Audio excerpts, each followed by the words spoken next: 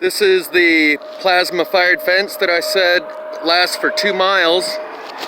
So I'm just kind of getting this out of the way because I kind of got to do what I said I would do, or I don't believe in me later on. Clearly you see fire doesn't do that, right?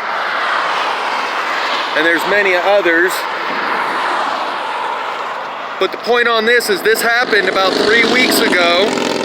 It's only on this strip right here. That's the freeway. Here's a side road, and it runs this strip for about 2 miles.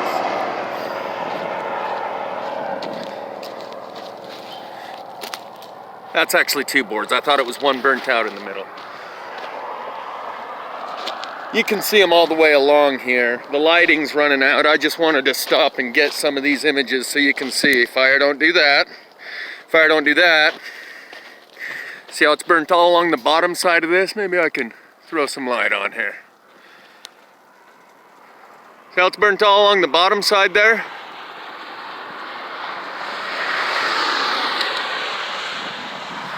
Man, these little weeds around here. Oh, that's right, there are none. So how did the flame reach from there up to here, which is about 6 feet? 5.5, 6 feet.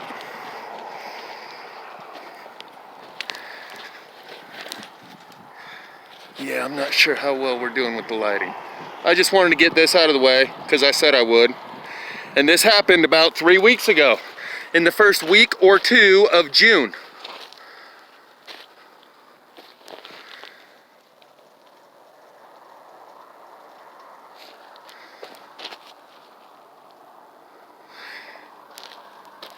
Anyway, this carries on for about 2 miles.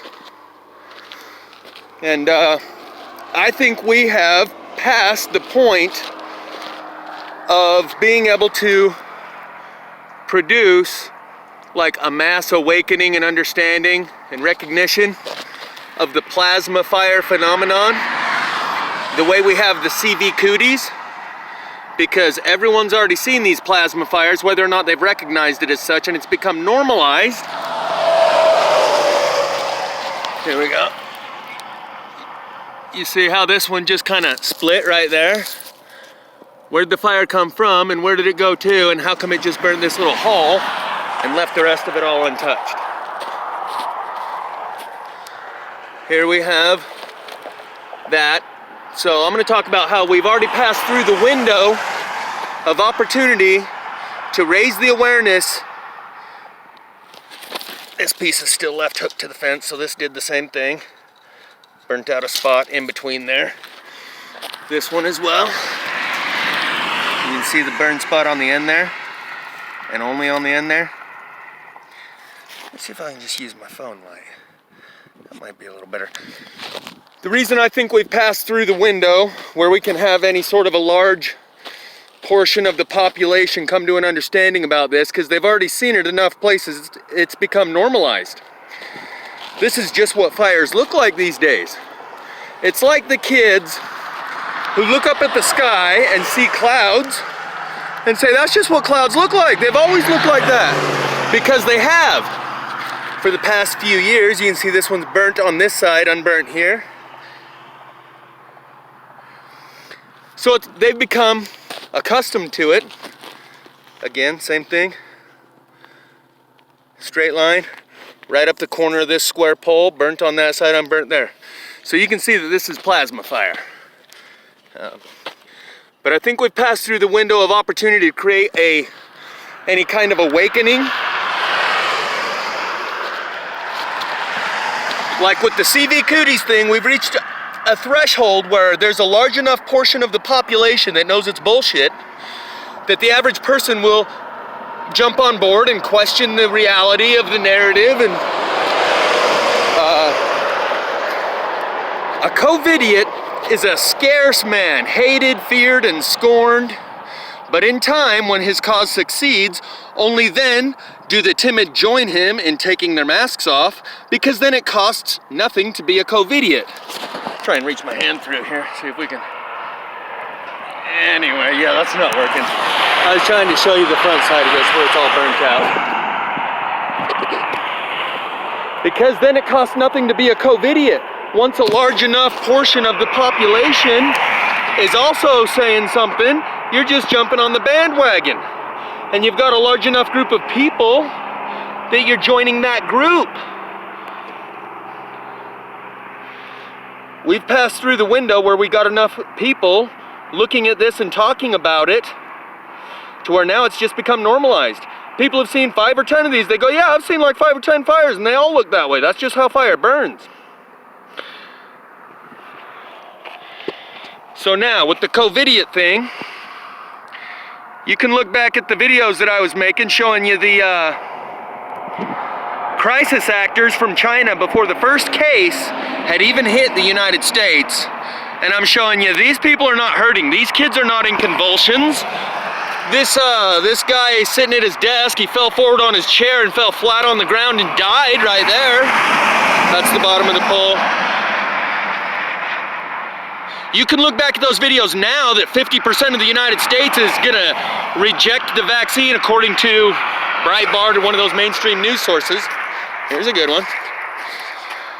You can now look back at those videos and say, yeah, clearly those were all crisis actors and clearly that was all staged propaganda.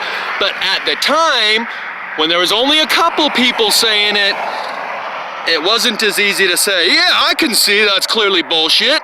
But now that there's enough of a portion of the population who's already saying it, it makes it easier. It costs less to question the CV cooties now than it did 5 months ago when it first started. We didn't reach that threshold of enough people looking at this and talking about it to where now it's just been set in and normalized. And the CV cooties thing didn't have to go that way. It could have been just like these if it was normalized and not enough people talked about it. We could be see how this one, again, burnt on this side, unburnt there. Straight line. So with the CV cooties thing, what I'm saying is it's important. When you can see the truth, and you're the only one who can see the truth, that's when it matters most that you speak that truth. Not later on when you get enough people to join you that it costs nothing to be a COVIDiot, or a patriot, or a truther. But when it matters, yeah, look at this one. Spot here, bunch there. So, and the highway patrol, guaranteed, they're driving along this road. They're observant, they pay attention. They can see what I'm seeing. Or maybe they can't. That's part of the psychological phenomenon. The human capacity for denial is pretty much endless.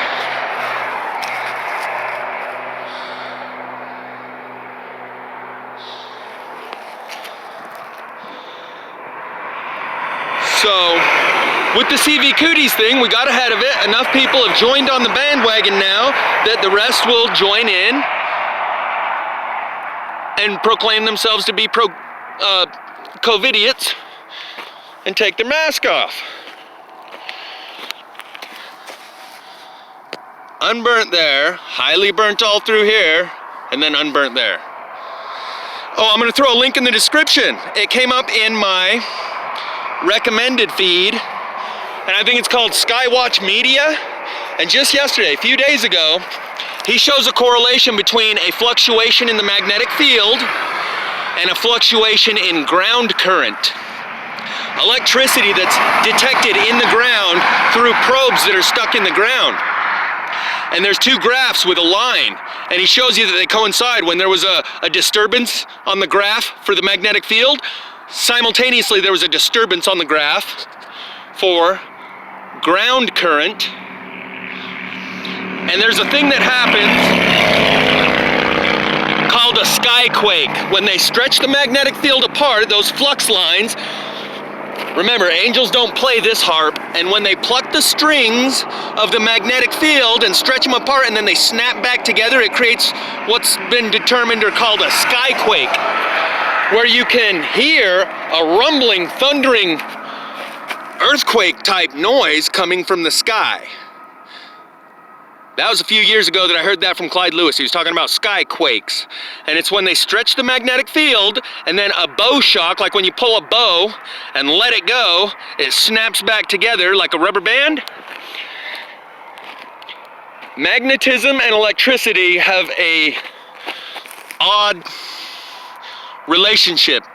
Electricity creates magnetism, magnetism creates electricity.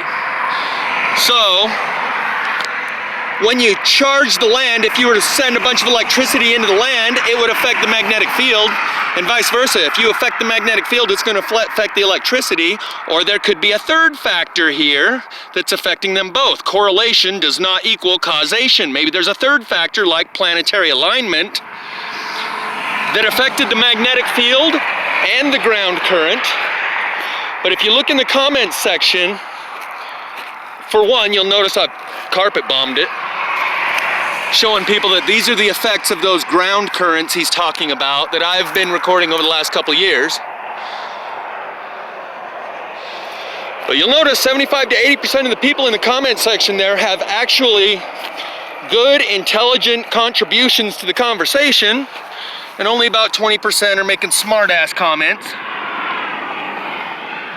Where a lot of other comment sections, it's reversed. About 20% of them are worth reading, and 80% of them are just making dumb comments. So he's identified that you can see the correlation between ground current and magnetic field, and because we are at the pole shift and the magnetic field has weakened to about, 5% of its maximum, which means we're right at the pole shift, because the magnetic field is so weak, it fluctuates easily. You can see this line of burn going up right there, right? So, the pole shift and these electric currents probably go hand in hand. I thought of a silver lining about these fires that are now happening in bug out locations or national forests and places that do not have a highly densely populated area. That's a good thing. And that might not be an accident. That may be intentional. Like controlling the pressure of the tectonic plates. If you could do that, you would want to make the pressure of the tectonic plates high in areas where there's no population of people in order to relieve the pressure in urban environments. That way the big earthquakes happen in places where there's not a lot of people. And maybe that's exactly what's happening with this, because the electricity has to go somewhere, and they may actually be directing that energy to non-populated areas the same way they can direct it to populated areas, like what happened in Paradise.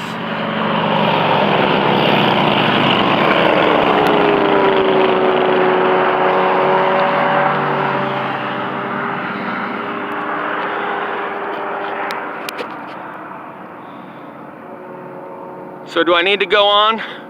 Or is that about enough? Because this goes on for exactly 2 miles between exit 75 and exit 77 on I-70 in Colorado in Parachute, Colorado. And the other thing I want to re-mention is this happened 3 weeks ago. This isn't one of those that happened last year or the year before. This happened 3 weeks ago, because there's no way. When I noticed this, I had been driving back and forth from Salt Lake to Denver twice a week for the last 2 months. That's all I was doing, was Denver loads. So there's no way that I would have driven past this all those times and never noticed it until the 1st or 2nd week of June. So this is an ongoing thing. It's not something that happened once and we're over it and we can move past it. It's going to continue happening, but I think we're past the point where we can actually bring people's awareness to it.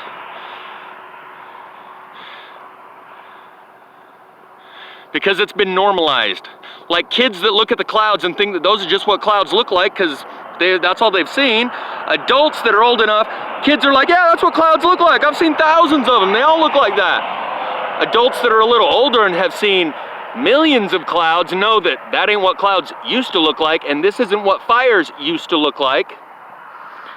But this is now what they all look like. And on that note, I have not come across a wildfire burn area that does not have these plasma burn patterns in it over the last 2 years, which makes me wonder, is a normal fire even possible anymore? Or if you lit those with a match, the flame is a weak plasma. Does the flame draw the electricity to it and then create the electrical burn patterns? Is a normal fire even possible? Or anywhere a fire starts, it turns into one of these? I don't know, but these are pretty much all there is anymore. Burnt on this side, unburnt on this side, all the way down. Straight line. These are pretty much the only fires that exist anymore. So they would be right when they say that's just how fire burns. That's how they all burn. Straight line. Because that's all they've seen. They've never seen anything different, and they don't burn fire in a fireplace anymore.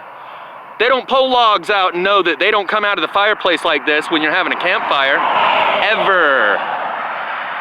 So I think we've passed the point where we can actually get a large enough people to talk about this that the rest of the people will come along and not be too timid.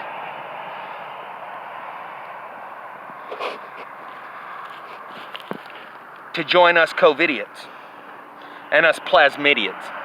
Maybe we need to come up with a name for people that think this is fire. We'll call them flame tards or pyrotards or something, right? Like the flat earthers called globe tards.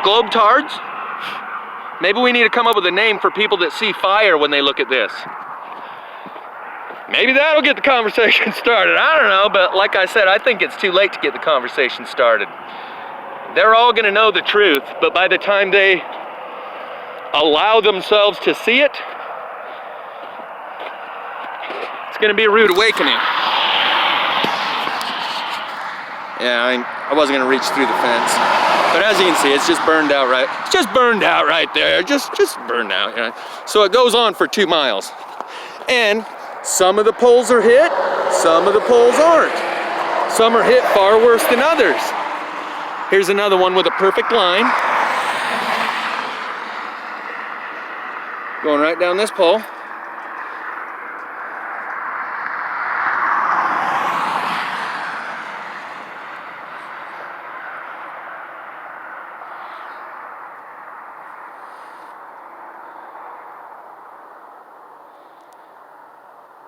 Right? And the one right next to it is unburned, notice. So, yeah, this is some of the craziest burn pattern you've ever seen. And anyone who's been alive for more than, about 30 years can look at this and know that's not fire. But anyone who's only been watching, seeing, and looking at the fire remnants for the last couple of years, they'll go, yeah, that's how fire burns. They all burn like that. That's just what fire does. So it's been normalized in their conscious, and they have other reasons to not want to see it.